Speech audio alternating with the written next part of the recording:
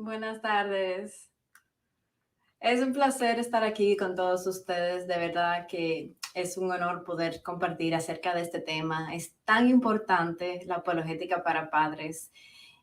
Nuestros niños necesitan de nuestra guía cada día más y es mi misión hoy poder compartir esto con ustedes y poder guiarles de una forma didáctica, pero también muy práctica, de cómo podemos comenzar a ponerlo en práctica de una vez. Les cuento de mi testimonio. Yo, a diferencia de otros de los ponentes que hemos oído desde ayer, yo realmente crecí en la iglesia. Mi mamá se convirtió cuando tenía 4 o 5 años y entonces ella me enseñó la doctrina de la Biblia. Los pastores eran fenomenales. Bueno, mi iglesia era, en caso de que ustedes lo hayan escuchado, del pastor Sugel Michelén, Eduardo Saladín, Salvador Gómez. Esa era mi iglesia. También estaba parte de la IBI, como el grupo de los jóvenes, en ambas iglesias también. Así que la doctrina sumamente sólida. Pero, ¿qué pasa? En el grupo de jóvenes, yo iba con ellos a hacer lo que se llaman unos recorridos evangelísticos. Íbamos a casa, tocábamos las puertas y presentábamos el evangelio a las personas. Pero yo soy una persona muy lógica y yo sentía que yo no podía responder preguntas de las personas que eran escépticas. Me sentía un poco dudosa de cómo hacerlo. Entonces, por lo tanto, yo era de las que me quedaba atrás y dejaba que mis amigos fueran adelante y pudieran responder cualquier pregunta, presentar el evangelio y todo. ¿Qué pasa? Esas dudas y no saber cómo contestarlas comenzaron a calar poco a poco en mi corazón. Y ya luego en la adolescencia, un poco más tarde, ya llegado a la adultez joven, me sentía que las dudas estaban incluso afianzándose más y no sabía cómo responder. Yo sabía que todo lo que había enseñado lo creíamos por fe, es verdad, pero al mismo tiempo era pero ¿por qué Dios? ¿Por qué el cristianismo cuando hay tantas personas tan fieles que creen en otras cosas? Por ejemplo, los musulmanes, ellos son sumamente fieles a lo que creen. ¿Por qué no es el Islam? ¿Por qué no es el budista? Entonces, eso me creaba cierta confusión, no estaba segura, pensaba, bueno, sí lo creo por fe, pero eso no es suficiente, necesito algo sólido. Y lamentablemente esas dudas se afianzaron, no pude encontrar las preguntas, tampoco las busqué como debía haberlas hecho, claro que no, pero al mismo tiempo comenzaron a erosionar mi confianza en las escrituras.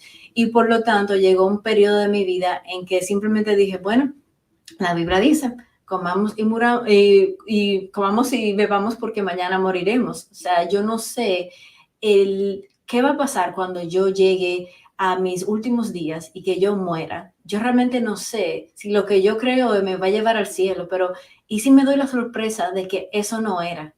Y toda mi vida creyendo en algo que yo realmente no me sirvió de nada. Entonces, ese temor se arraigó muchísimo en mí y erosionó mi fe al punto en que yo decidí simplemente apartarme de ella por un tiempo. Y gracias al Señor, luego, más tarde, en mis 30, el Señor me rescató y estoy hoy con toda la confianza del mundo. Descubrí la apologética y de eso vamos a hablar todo eso hoy, pero me siento como nunca en la confianza de lo que yo creo. ¿Y por qué? Porque hay tantas razones, tanta evidencia, es un caso tan sólido que así como hemos oído de las otras ponencias, podemos saber que hay muchísimas razones para poder sentirnos confiados de que la palabra de Dios es correcta, es verdadera y es fidedigna. Así que yo les cuento mi historia porque lo que vamos a hablar acerca de hoy es de la apologética para padres, que vamos a desarrollar una cosmovisión cristiana en nuestros hijos. ¿Cómo hacemos eso? Entonces, la premisa que vamos a evaluar hoy se define de esta forma. Cultivar una cosmovisión correcta en nuestros hijos es de vital importancia para el desarrollo de su discernimiento. Este discernimiento es lo que les va a capacitar para combatir las ideologías falsas de la cultura que buscan desviarlos de la verdad. La verdad es que sabemos que estamos viviendo en un tiempo en que es una época sin paralelo. Muchas veces piensa, bueno, el pecado siempre ha estado, claro que sí, pero la diferencia de esta generación, de nuestros hijos, lo que están enfrentando, es que las ideas no son nuevas. Las ideas se han visto antes y el nivel de perversión se ha visto antes también. Es que hay una diferencia de la cultura de hoy en día y es la proliferación y la disponibilidad de información a la cual ellos están expuestos, nuestros niños, nuestros jóvenes, que esa nunca se ha visto en la historia anteriormente. Nunca se ha visto a la edad tan temprana que lo vemos hoy en día. Entonces, mi propósito es enseñarle cómo podemos capacitar a nuestros niños, a sus nietos, a los estudiantes, cómo defender su fe y evaluar esas ideas falsas de la cultura también. Lo importante no es, como hemos tenido esa frase en los últimos 2 días, los cristianos debemos saber qué creemos y también por qué lo creemos. Así que lo importante no es aprender como padres cómo le damos un sermón a nuestros hijos de qué es correcto y qué no es correcto. No, eso no es suficiente. Vamos a enseñarles a discernir y desarrollar un pensamiento crítico de lo que leen, lo que ven, lo que escuchan. Y esos pasos prácticos que vamos a hablar hoy en día pueden ser implementables en cualquier área, sea el área del aborto, sea el área de la sexualidad, como escuchamos también. Así que vamos a entender un concepto muy importante de lo que es lo que es llamado el éxodo juvenil. Es algo que nuestros jóvenes están sufriendo lamentablemente hoy en día. ¿Qué es el éxodo juvenil? Bueno, se refiere a un porcentaje de jóvenes que en algún momento durante la adolescencia dejan de asistir a la iglesia y abandonan la fe con que crecieron. Esto incluye los jóvenes que se declaran ateos, agnósticos y más recientemente una clasificación de ninguna.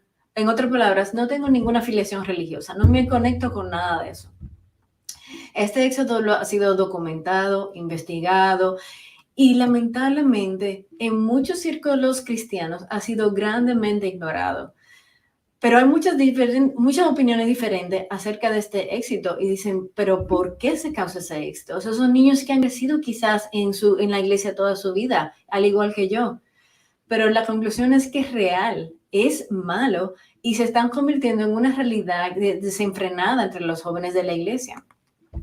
Y podemos comparar qué ha pasado en generaciones anteriores y qué ha pasado en la generación actual. ¿Cuál es la diferencia de los jóvenes de hoy en día que han causado el hecho de de ese concepto de éxodo juvenil?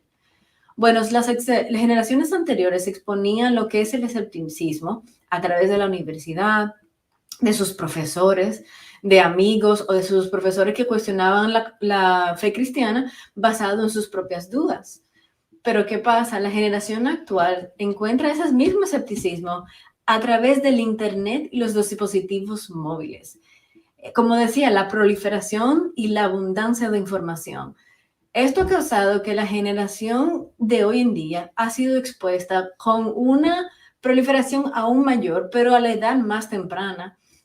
Fíjese usted va quizás a un restaurante, va a una actividad o lo que sea, y usted ve niños que tienen quizás 2 o 3 años pegados a un dispositivo móvil, porque ellos están viendo que YouTube, que están viendo quizás cualquier otro video que los padres le han puesto. Entonces, ya esa información la está capturando sus corazones.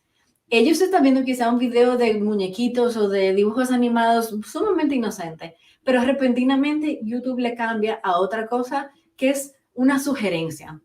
Bueno, estos niños ya ahora mismo están expuestos a los 2 o 3 años a esas ideologías. Pero vamos a ver estadísticas. ¿Qué significan esto? Han hecho estudios acerca del éxodo juvenil. Podemos ver data que pueden ayudarnos a encontrar más información de por qué está pasando. Bueno, por supuesto. ¿Qué nos demuestran estas estadísticas? En el primer año de la universidad, y de paso, esto es un estudio realizado por la organización Barna, que se encarga de este tipo de estudios a nivel mundial, a nivel global, en diferentes países. En el primer año de la universidad, se ha descubierto que en el 45 o el 48, entre el 45 y el 48% de los jóvenes dejan la iglesia luego de su primer año en la universidad y nunca regresan. ¿Qué significa esto? Los niños que están en la iglesia, que van al grupo de jóvenes que quizás crecieron en la iglesia, una vez entran a la universidad, luego de ese primer año, un 45% a un 48% dejan la iglesia, dejan de asistir y nunca regresan, o sea, la mitad de ellos. Pero 2 años luego de su graduación de bachillerato, o sea, ya tienen 2 años en la universidad. Este estudio mostró que el 70% de estos adolescentes que reasistían a las reuniones de jóvenes dejaron de asistir a la iglesia solo 2 años posteriores a su graduación de bachillerato. O sea, ya estamos hablando de que un 70% de esos adolescentes que se comienzan a apartar. Y este estudio es del 2019 y 2020. ¿Qué pasa? Que hemos visto en los últimos años como todo esto ha de un efecto acelerado. Así que estoy muy ansiosa de escuchar los últimos datos de este año, precisamente luego de la pandemia, porque sé que no va a ser nada mejor de ahí. Si nosotros analizamos esos números, algo que nos damos cuenta es que estamos presenciando la primera generación que está criando a sus hijos bajo este concepto, bajo la cosmovisión de hoy en día. Entonces, estos son lo que se llaman los exiliados religiosos, o sea, los que salieron de la iglesia y no volvieron más, están criando sus propios hijos. Imagínense la generación que viene luego de ahí. Pero vamos a entender un poco mejor qué entiende o qué es lo que cree la juventud de hoy acerca de los conceptos más importantes de su vida, de su relación con los demás. Nosotros tenemos, ¿qué nos muestra? Bueno, ¿qué porcentaje creen usted que creen que el género refleja lo que una persona siente adentro? No tiene nada que ver con el sexo biológico con que nació. Un 33% de estos jóvenes piensa eso. Que la felicidad está definida por el éxito financiero. La mitad de los jóvenes piensan eso hoy en día. Que mentir es inmoral. Solamente un 34% de los jóvenes entrevistados piensan que mentir es inmoral. Que la ciencia y las enseñanzas bíblicas se complementan una a la otra. Un 28%. O sea, radicalmente una minoría piensa que las enseñanzas bíblicas y la ciencia son complementarias. Que muchas religiones pueden llevar a la vida eterna, ya que realmente no hay una religión verdadera. Esa era una de mis dudas. Bueno, el 58%, casi un 60% de estos jóvenes piensan que muchas religiones pueden llevar a la vida eterna, ya que no hay una religión verdadera. Eso es sorprendente, ¿verdad? Pero usted puede pensar, bueno, estos son los chicos que no son creyentes, es diferente a los chicos que son cristianos y han crecido en la iglesia. Bueno, vamos a escuchar eso entonces. Bueno, le digo que estas afirmaciones fue de un estudio hecho acerca de 2,000 jóvenes, sin tomar en cuenta su religión. Así que vamos a profundizar un poco más en los que se dicen que eran creyentes, o sea, los que marcaron soy cristiano, ¿verdad? ¿Qué piensan ellos? Bueno, el 41% no estaba seguro que si Jesús fue resucitado físicamente. El 63% no cree que Jesús es el Hijo de Dios.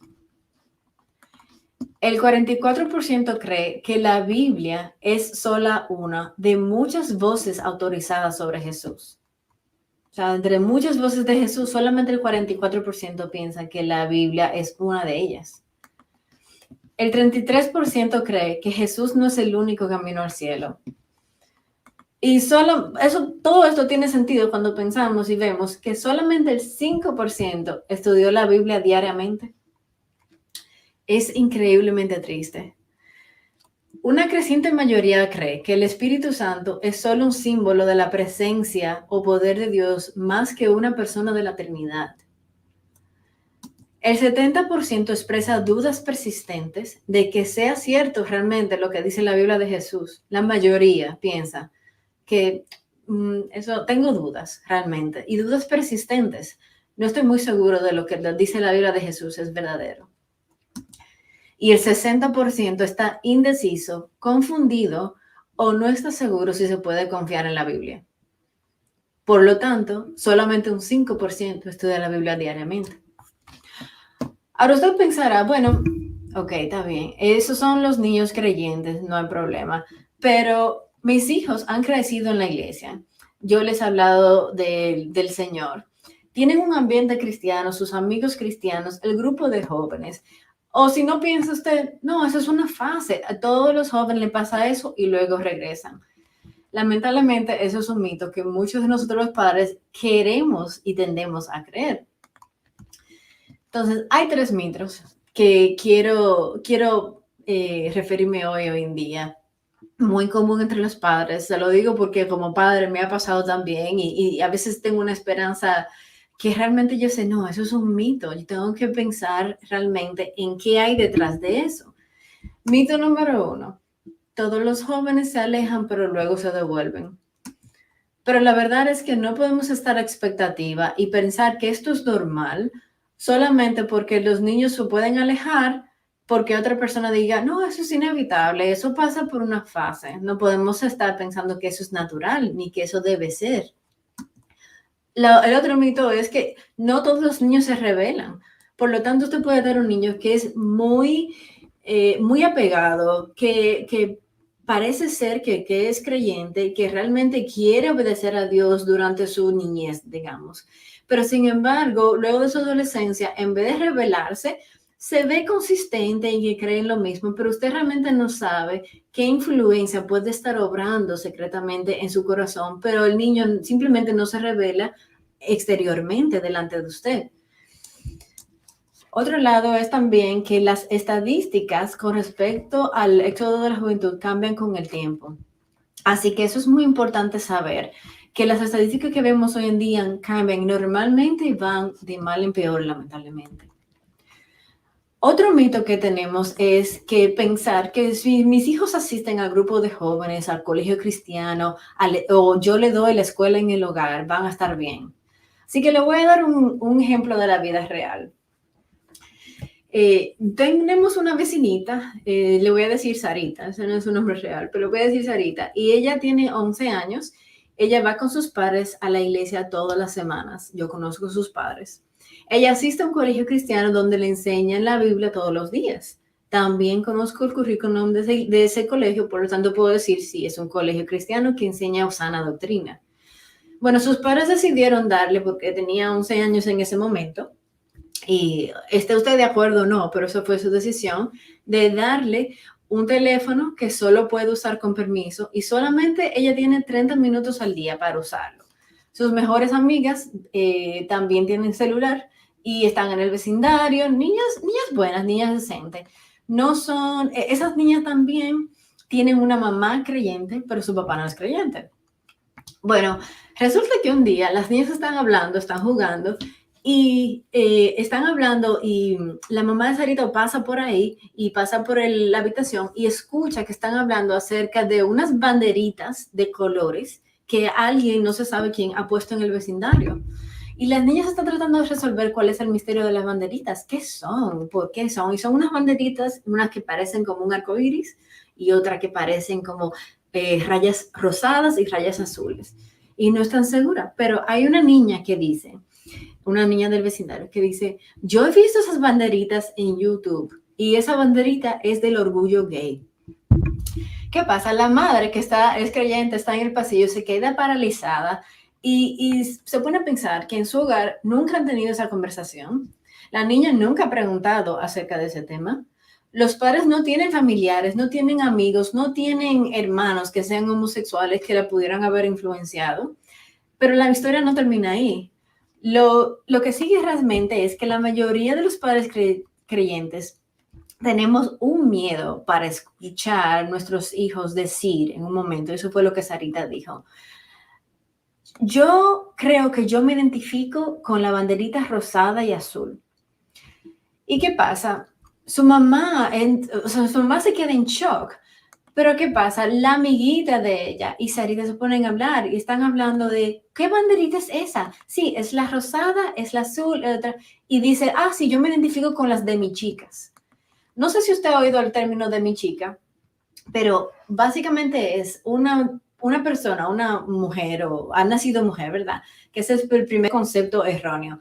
Una mujer que ha sido asignada mujer al nacer, ¿verdad? Pero con el tiempo se siente más identificada con las chicas que son con los hombres, pero no lo suficiente como para ella considerarse una mujer, porque prefiere usar ropa que quizás se identifica más con varones, usar pantalones, no les gustan los vestidos. Y yo le voy a decir una cosa, cuando yo era joven, eso se llamaba marimacho. Era una niña que de hecho muchas veces le sonaba gracioso, pero muchas veces le gustaba jugar con los varones, no se identificaba mucho con cosas de niñas, en vez de una muñeca, por ejemplo, le gustaba quizá montar bicicleta o algún chin más agresivo en ese sentido. Pero hoy en día ya eso no es aceptado. Ahora tienes que entrar en una categoría. Y esta categoría que tiene esta interpretación es la de mi chica. Ahora la pregunta es, ¿cómo aprendió eso Sarita? Eso es lo que su mamá me estaba preguntando precisamente. Esa es la pregunta que le hago a ustedes. Bajo este contexto cristiano, creyente, de amigos, de padres, que no se ha hablado de eso, ¿cómo lo aprendió ella? El mito número 3 es que estos niños, nuestros jóvenes, no necesitan entrenamiento en apologética hasta la universidad.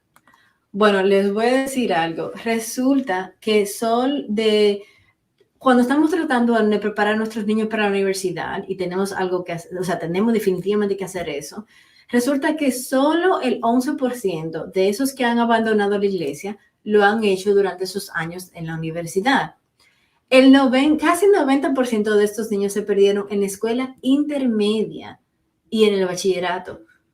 Estos niños no se perdieron por el hecho de que llegaron a la universidad, comenzaron a estar expuestos a estas ideas falsas. No, el 90% comenzaron a tomar ese paso en la escuela intermedia y en el bachillerato. ¿Por qué? Porque ahí es que comienzan los niños a procesar, a pensar, a preguntarle por qué. Antes de ahí es simplemente qué me enseñaron los padres, yo lo acepto como verdad. Pero sin embargo, ya cuando comienzan, que sus 8 años, 9 años, comienzan a procesar, a pensar, ven acá. Mi amiga me dijo el otro día que su hija de 6 años, iban a la iglesia, iban en camino a la iglesia, y su hija de 6 años le preguntó, pero mami, ¿cómo es que sabemos que nuestro Dios es el Dios correcto? Porque el vecino, que piensan los niños del vecino, tienen otra religión. ¿Por qué estamos diciendo que ellos están incorrectos? A los 6 años ya están pensando, ya están procesando, ya están discerniendo. Entonces, esto no solamente afecta a los jóvenes universitarios. Por lo tanto, otro estudio que se hizo entre los jóvenes de 10 y 17 años de edad encontró que estas son las respuestas más comunes cuando le preguntaron a los jóvenes por qué abandonan la iglesia y por qué no están seguros de su fe. Algunas cosas son demasiado fantásticas para creer. Estas son de las razones que estos jóvenes estaban dando. Yo estoy aprendiendo y estudiando más ahora, por lo tanto, estoy tomando decisiones por mí mismo en vez de escuchar a otros. Yo tuve una experiencia negativa en la iglesia con un cristiano. Aprendí de la evolución cuando llegué a la universidad. Y esta es algo que para mí resuena mucho. Demasiadas preguntas sin respuestas. Yo no estaba segura por qué confiar en la Biblia, por qué decir que la Biblia es verdad. ¿Cómo yo sé de dónde vinimos? ¿Y por qué Dios es el creador y no realmente fue la evolución que comenzó con los átomos chocando al azar? Esas son las preguntas que podemos ver aquí, que estos jóvenes en esta entrevista pudieron responder y así podemos ver un poco más dentro de su mente. Si escuchamos, podemos ver que estas preguntas tienen que ver con alguna forma de escepticismo intelectual que no tiene respuestas, porque los jóvenes están buscando hoy en día algo que haga sentido de la realidad. Y si usted ahora está en un shock o en sorpresa o está preocupada, realmente no es para menos, pero la verdad es que tenemos un Dios que va a luchar por nosotros, que Él ama a nuestros hijos y que desea lo mejor para ellos. Pero en vez de nosotros preocuparnos y estresarnos por esto, es mejor que nos dediquemos a investigar qué puede ser la causa de este abandono y así determinar qué podemos hacer como padres. Si usted ha oído de Sean McDowell, esta cita realmente me chocó mucho porque él nos dice que basado en su experiencia de años y años, él era profesor por muchísimos años de lo que era intermedia y luego del bachillerato. En su experiencia con jóvenes y adolescentes, él dice que la razón primaria del por qué esta generación se desconecta de la iglesia es el descuido de los padres en equiparlos con una cosmovisión bíblica que los ayude a entender y a navegar la cultura actual. Porque los jóvenes tienden a absorber las ideas de la cultura. Hay 3 razones por las cuales ellos hacen eso y tenemos que entenderlas para poder saber cómo ayudarles. Ellos no están preparados para enfrentar los retos morales, intelectuales, relacionales y espirituales a los cuales están enfrentando a diario, en el colegio, en el internet, en la universidad, incluso en la iglesia, a través de otros amigos y otras relaciones. Ellos no tienen un ancla que pueda atarlos ante el caos cultural, cuando no tienen una base sólida en una cosmovisión cristiana. Y como le decía anteriormente, están expuestos a una mayor cantidad de cosmovisiones opuestas a través del desbordamiento de información y a la edad más temprana que cualquier otra generación en la historia. Ahora, padres, les voy a dar las malas noticias. Quizá esto le pueda sacudir un poco. Pero este año, en el 2022, el Grupo Barna y el Centro de Investigación de Arizona reportó en un estudio que le hizo de paso a padres americanos de niños entre 0 a 13 años. Ellos reportaron que a pesar de que el 67%, y yo espero que puedan ver más o menos los porcentajes aquí en la gráfica, pero si no, yo se lo voy a decir. El 67% de estos padres que entrevistaron se identifican como cristianos, pero solo un 4% poseen una cosmovisión cristiana, el 4%. Y usted dirá, ¿y cómo pudieron determinar eso? Bueno, las preguntas en la entrevista preguntaban, por ejemplo, ¿qué piensa usted del aborto? Como la conversación que acabamos de tener. ¿Usted cree que el aborto es aceptable bajo ciertas circunstancias o no es aceptable en base a lo que la Biblia nos enseña? Esas y más otras opciones. Cuando se refiere a la sexualidad, ¿el amor es amor? ¿Podemos nosotros elegir qué hacen o Dios se ha confundido cuando ha hecho 2 sexos, pero realmente hay mucho más? ¿Es algo genético? ¿Es algo que podemos nosotros cambiar dependiendo de nuestras emociones y nuestros sentimientos? Este tipo de preguntas son los que determinan la cosmovisión. Y solo un 4% de estos padres poseyeron una cosmovisión cristiana, perdón. Ahora, el director del Grupo Barna nos dice con tristeza que el estudio confirmó que muy pocos padres tienen el desarrollo de la cosmovisión de sus hijos como algo importante. Cada padre enseña lo que conoce. Si solo el 4% conoce la cosmovisión cristiana, el 96% no le va a poder enseñar eso porque no lo posee. Los padres enseñan lo que conocen y modelan lo que creen, pero solo pueden dar lo que poseen y lo que poseen refleja sus creencias acerca de la vida y su espiritualidad. Basado en este estudio, nosotros podemos agrupar ciertas características de estos padres que podemos ver aquí en la gráfica. 1, no tienen el desarrollo de la cosmovisión de sus hijos como una meta. O no están conscientes que hay un proceso para el desarrollo de la cosmovisión porque no venimos con una cosmovisión, se desarrolla. O sí lo están, pero realmente no asumen la responsabilidad ni un rol en el proceso. Puede que escojan que otros ejerzan esa función en su lugar. Que lo haga otro, que lo haga la iglesia, que le enseñe el colegio cristiano, que le enseñe quizás un mentor o quizás un tío, pero no ellos. Ellos no toman el tiempo de hablar con sus hijos acerca de los comportamientos y creencias basadas en una cosmovisión bíblica. Generalmente toman decisiones sin tener en cuenta los principios bíblicos y ahí es que ellos modelan eso delante de sus hijos. Estamos llamados a ser una influencia primaria y eso lo podemos ver en base a lo que la Biblia nos enseña. Tenemos un llamado como padres de ser la influencia primaria, al igual que la barrera que controla esa influencia negativa de otros, de las ideas falsas en nuestros hijos.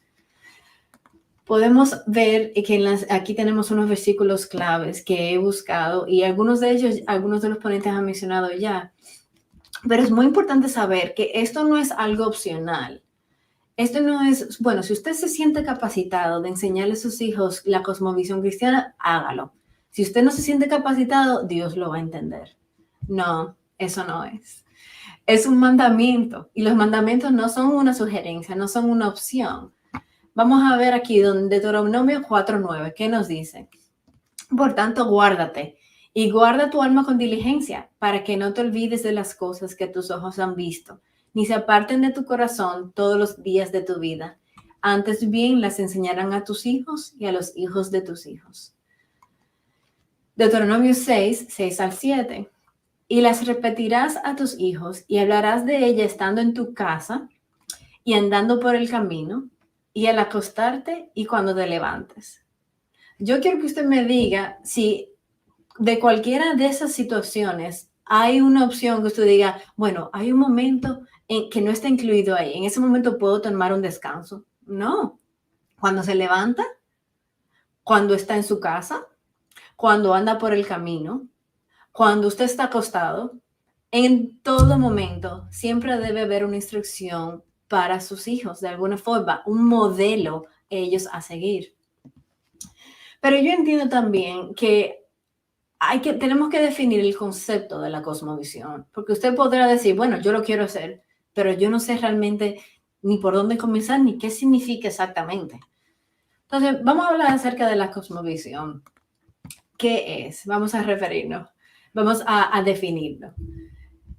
La cosmovisión realmente es un concepto más fácil de lo que suena.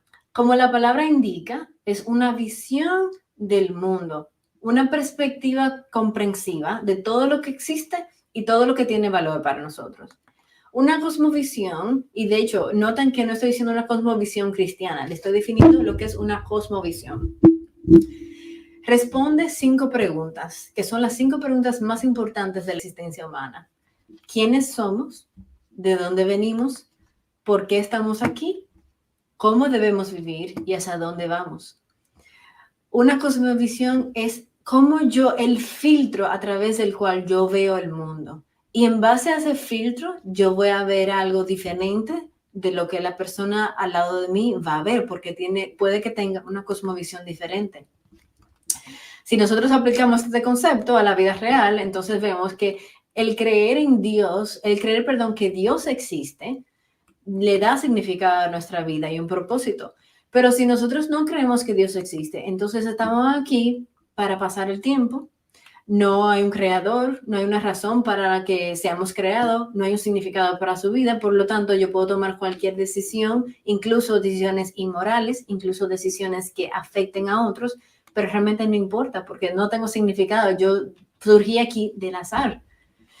Todo el mundo tiene una cosmovisión. Por eso les decía, no solamente se construye lo que es la cosmovisión cristiana. El vecino de usted, que es musulmán, tiene una cosmovisión también a través de la cual él ve al mundo.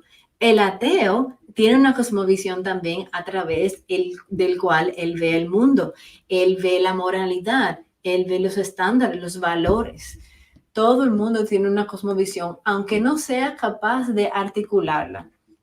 Y una vez usted aprende una cosmovisión, ya está comprometido a cierta visión de lo que es la naturaleza del mundo y, peor aún, le lleva a tomar decisiones y a comportarse a la luz de lo que usted cree. Por lo tanto, le voy a dar un ejemplo.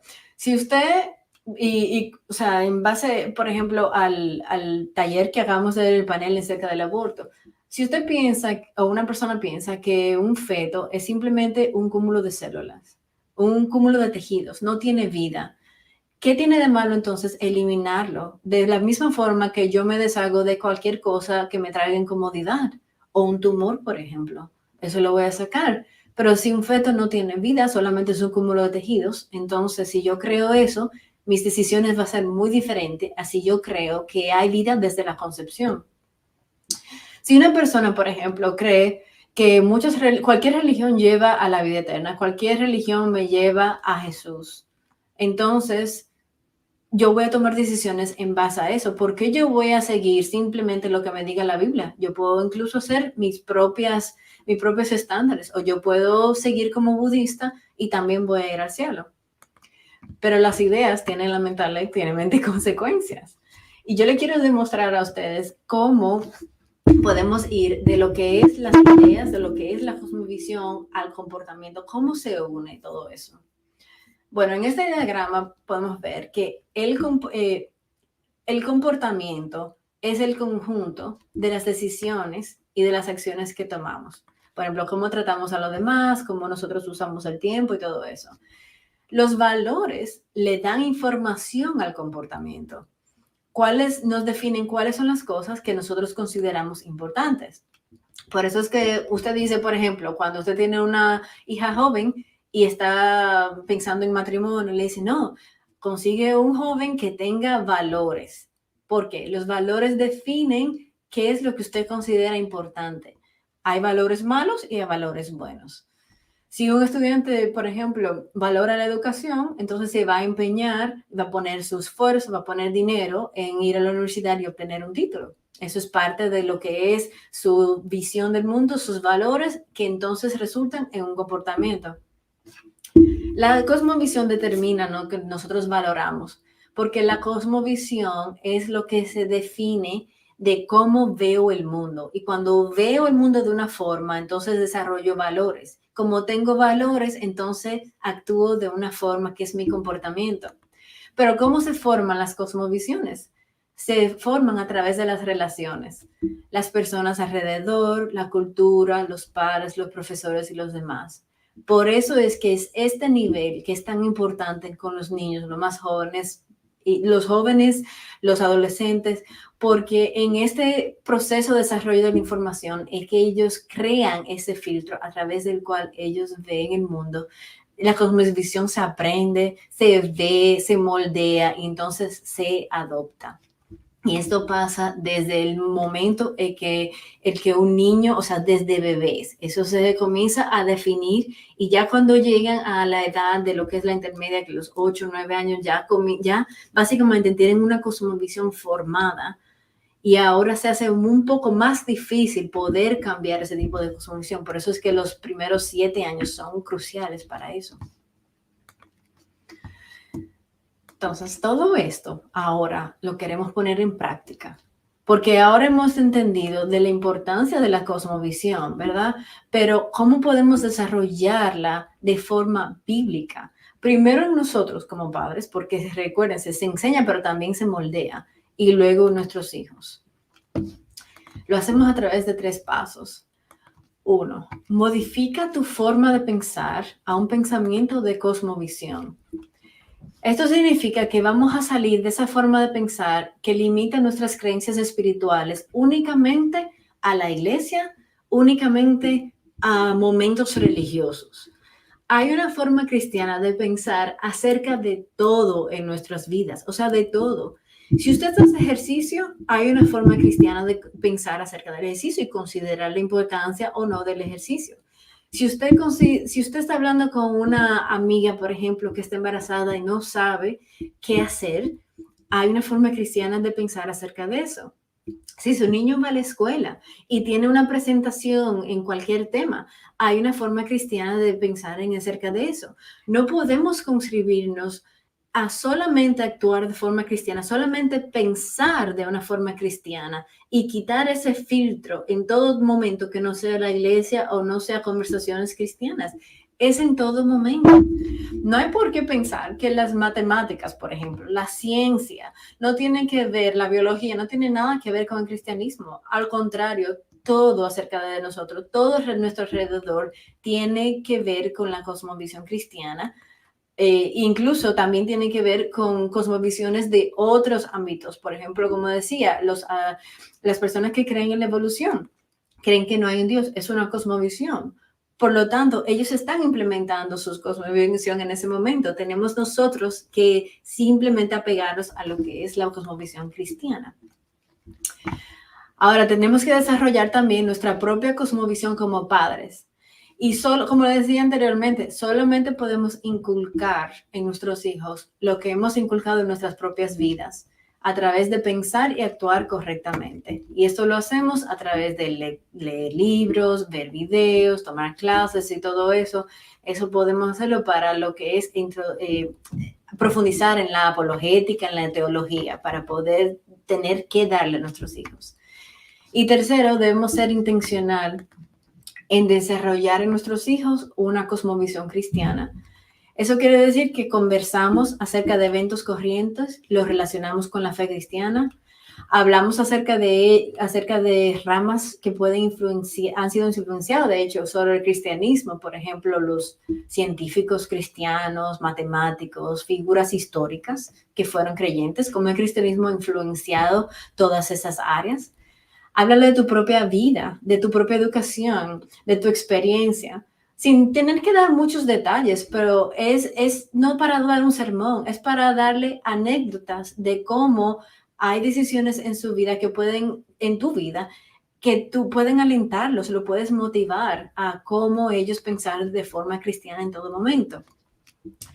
Y este es sumamente importante, que es que los padres que regularmente se sientan a las hijas a la mesa, con sus hijos, tienen una mayor probabilidad de transmitir su cosmovisión, porque eso se hace a través de conversaciones, de preguntas, y hasta el 5 minutos al día son beneficiosos, porque realmente esto no es algo que se va a adoptar inmediatamente. Para cultivar ese ambiente que valores las conversaciones profundas toma tiempo. Así que es importante poder tomar eso en consideración y tomar estos pasos también. Ahora,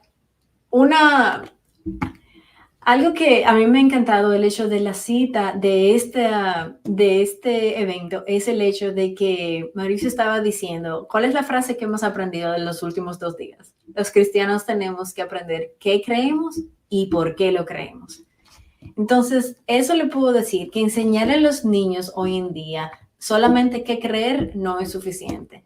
Es importantísimo que crean por qué ellos creen lo que creen. Y aquí les voy a dar un ejemplo acerca de un método que se llama 2 por qué para cada qué. Así que si se van a tomar algo de aquí, es esto. 2 por qué para cada qué. Por ejemplo, ¿qué dice la Biblia acerca de Jesús? Bueno, que era hijo de Dios, que murió y que resucitó de los muertos. Entonces, ese es el qué, ¿verdad? ¿Qué dice la Biblia acerca de Jesús? Pero vamos a ver 2 por qué. Vámonos más allá de solamente el qué, porque esto los niños pueden recitarlo incluso. ¿Qué acerca de la Biblia? Bueno, Jesús era el hijo de Dios. Pero vámonos más allá de allá. Vamos a hacer preguntas que nos lleven a conversación. ¿Por qué sabemos que esto es verdad? ¿Cuál es la evidencia de que nos ayuda a nosotros a entender de que es verdad que Jesús era el Hijo de Dios que murió y resucitó de los muertos? Las declaraciones de Jesús en la Biblia.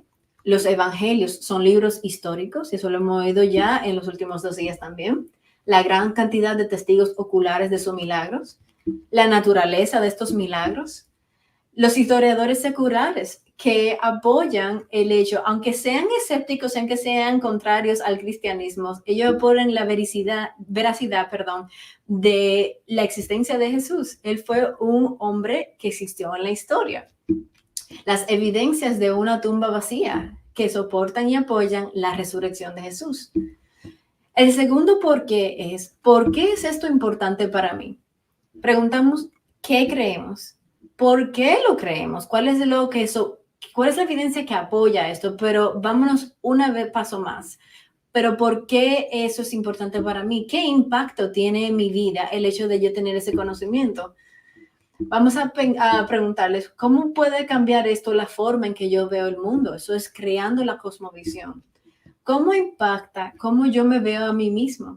Si yo creo y firmemente que Dios creó varón y hembra, ¿cómo eso impacta cómo yo me veo a mí mismo? ¿Importa lo que yo siento o importa el hecho de que Dios creó varón y hembra?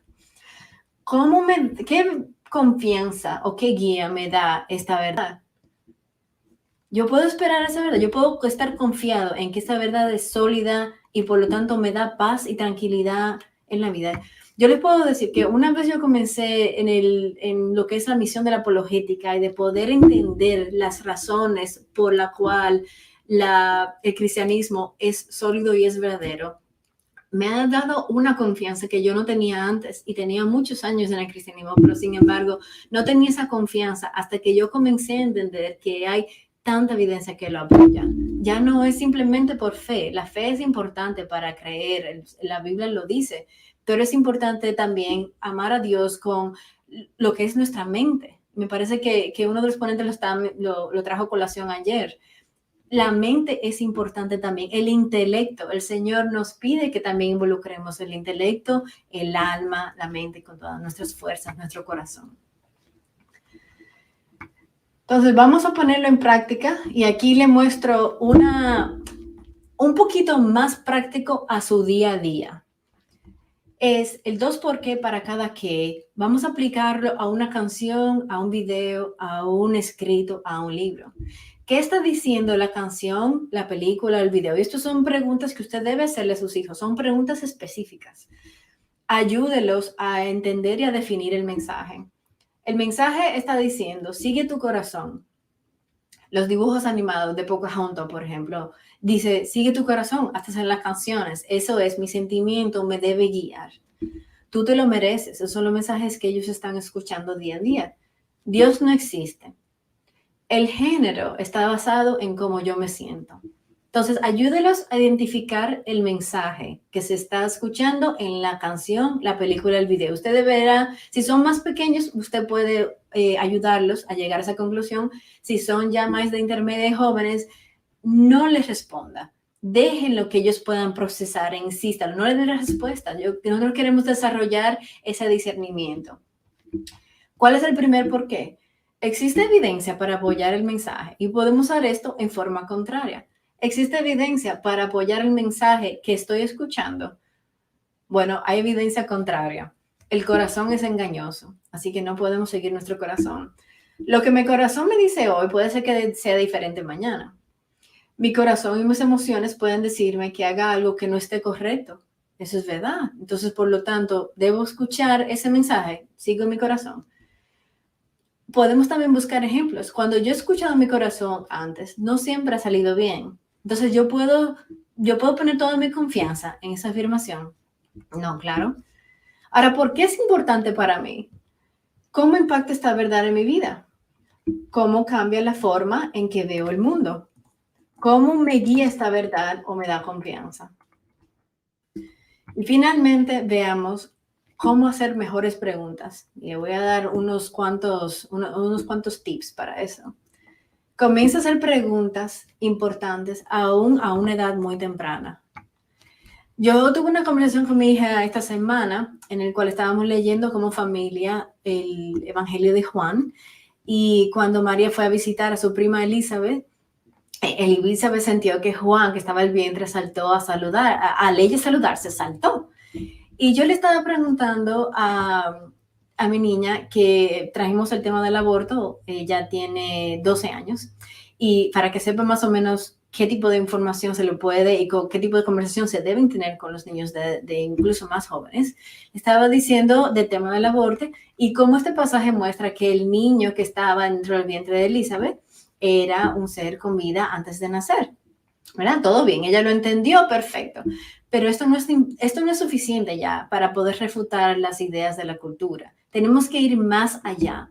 Entonces yo le pregunté a ella, si tú crees que hay alguna razón para la cual esté justificado asesinar a un bebé dentro del vientre. Y ella dijo firmemente que no. No hay ninguna razón para nosotros asesinar a un bebé. Entonces le dije, bueno, no lo voy a dejar ahí. Si los médicos ¿qué tú piensas? Si los médicos le dijeran a la mamá que por razones médicas, si no aborta, su misma vida estaría en riesgo, ¿a quién tú salvarías de los dos? ¿A la mamá o al bebé? Esta vez yo me recuerdo que me miró con unos ojazos y dijo, bueno, al bebé, a la mamá, quizás sí, quizás no.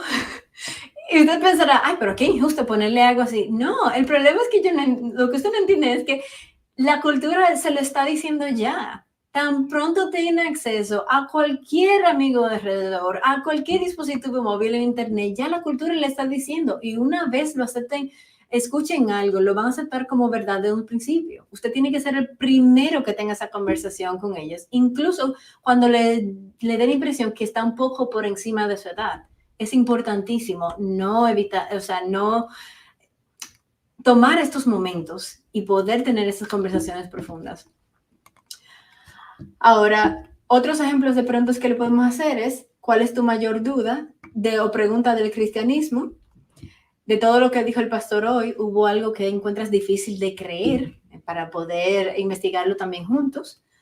Y siempre hacer preguntas abiertas. No haga preguntas que terminen en un sí o en un no, porque los niños siempre van a responder sí o no, la forma más fácil de terminar con el tema. No quieren pensar. Usted tiene que preguntarle preguntas, hacerle preguntas que los ayuden, que sean abiertas. ¿Por qué tú piensas eso? ¿Y qué pasaría en estas circunstancias?